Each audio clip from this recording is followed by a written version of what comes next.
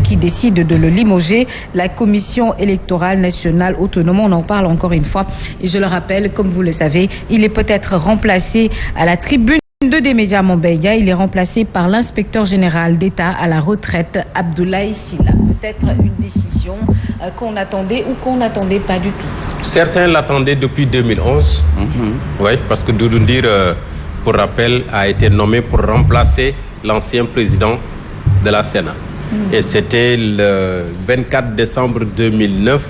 Et selon bien sûr la réglementation, selon les dispositions du code électoral, le mandat de ce président devait arriver à terme le 11 mai, du moins, ce président qui a été nommé le 11 mai 2005, son mandat devait prendre fin, donc le 30 mai 2011. Et donc, Doudouka, devant achever un mandat, on considère que ce mandat était déjà fini. Mais depuis 2011 également, il est là. Peut-être que le président répare une incongruité en le limogeant et en nommant un autre. Mais le contexte actuellement peut faire penser à une certaine sanction. Sanction ou une mainmise de l'exécutif sur le processus électoral. Oui. Parce que les commentaires ont déjà commencé depuis hier. Doudou Ndir déjà qui a été très critiqué aux dernières élections et locales et législatives, parce que d'aucuns estiment que son mandat est terminé, il n'a pas été remplacé. Pourquoi donc il continue à présider cette commission qui se charge de la supervision des opérations électorales? Et le contexte aujourd'hui qui fait qu'il y a une controverse autour des compétences de la DGE pour remettre des fiches de parrainage à Ousmane Sonko, via, après bien sûr une saisine des avocats de ces derniers. La controverse est là et certains pensent déjà qu'il a été tout simplement non seulement limogé mais sanctionné pour avoir demandé à la DGE de remettre des fiches de parrainage à Ousmane Sonko au moment où la DGE réplique que Ousmane Sonko ne figure pas sur les listes électorales et il n'est pas de sa compétence de manipuler, de faire quelques opérations sur le fichier électoral, renvoyant du coup la balle à la direction de l'automatisation du fichier. Donc nous en sommes là aujourd'hui et le débat va se poursuivre parce que vous voyez également d'autres nominations. Certains parlent déjà de mandat, si on devait considérer un mandat qui n'est pas arrivé à terme, etc., etc. Donc il y a autant de choses qu'il faudra également revoir et le débat va certainement continuer autour de ça. Au fait, moi je pense que le limogeage en question peut-être ne devrait pas poser problème parce que vu que son mandat donc est expiré depuis, donc normal que le président de la République trouve un remplaçant. Il a été nommé par décret, donc il a été démis de ses fonctions, pas démis, limogé par un décret, donc c'est normal. Mais peut-être le contexte, vous l'avez dit.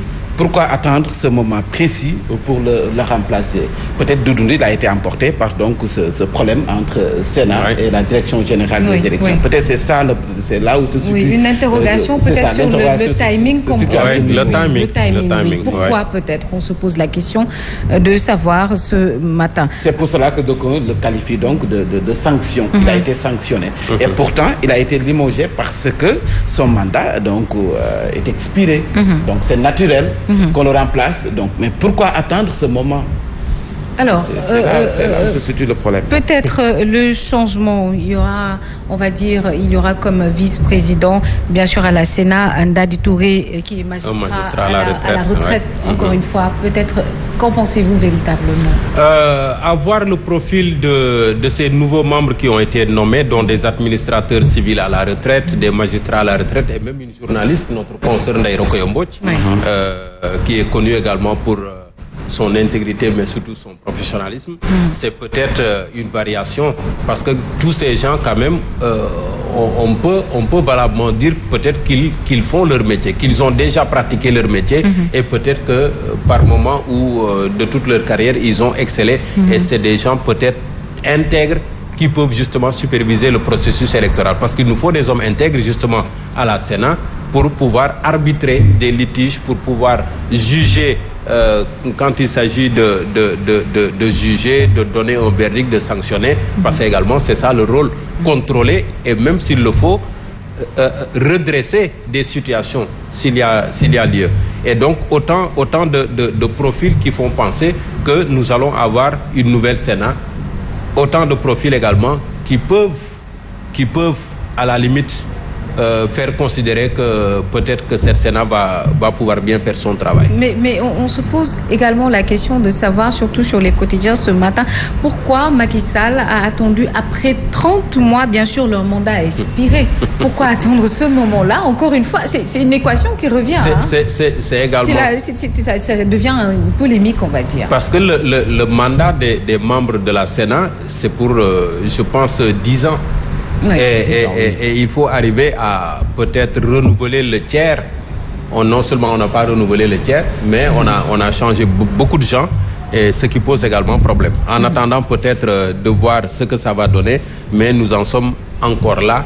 Ce qui fait penser que Macky Sall, quand même, il est là pour lui-même, il est en train de diriger les opérations. Il est le maître du jeu, en fait. Il est le maître du jeu. Mais par rapport au profil de ces personnes donc, qui ont été désignées par le président de la République, les profils, donc ils trouvent peut-être quelques soucis, je dirais.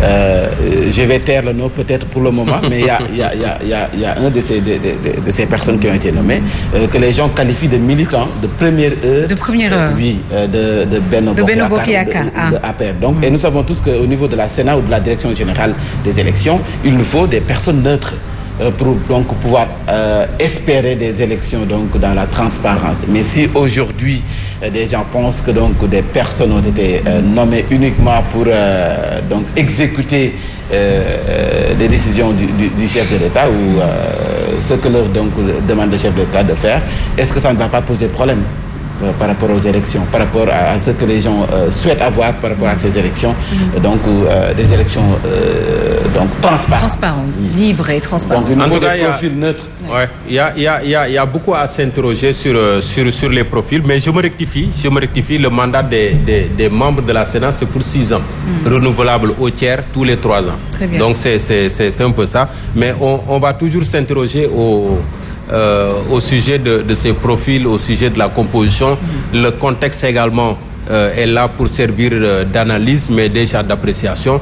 Et beaucoup sont déjà unanimes à dire que c'est Macky Sall aujourd'hui qui dirige les opérations. Pourquoi?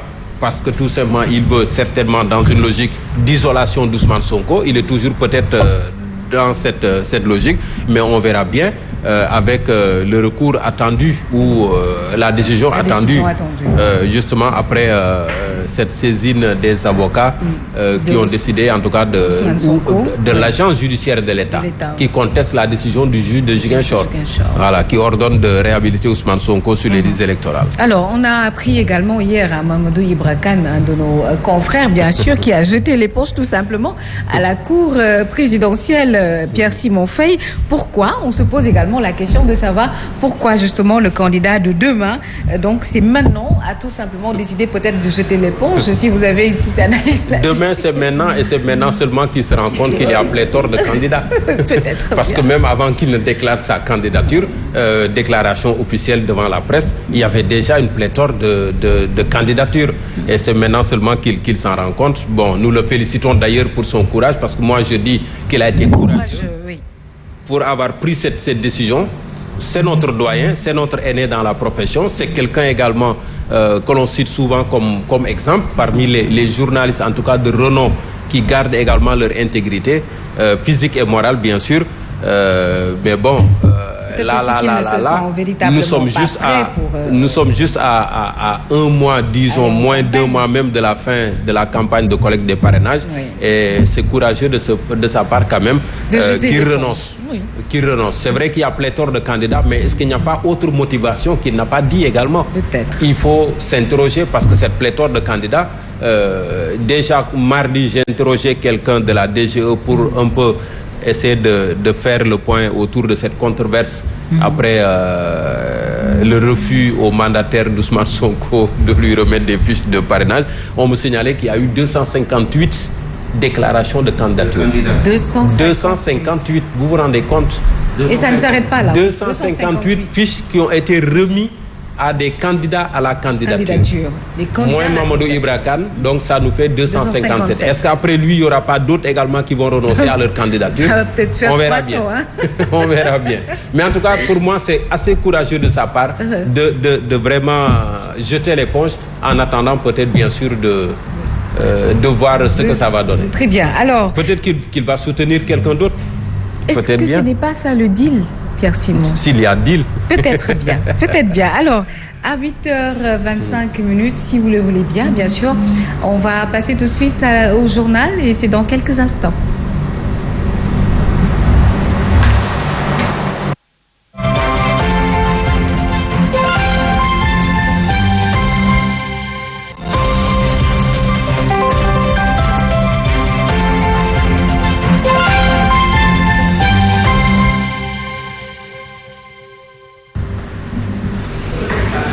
Exactement, 8h passées de 26 minutes et vous nous suivez en direct sur Zik FM et Saint TV. Nous démarrons donc ce journal avec Doudou Ndir qui n'est plus président de la Commission électorale nationale autonome.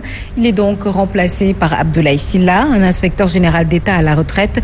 Décision prise hier par le président de la République, Macky Sall.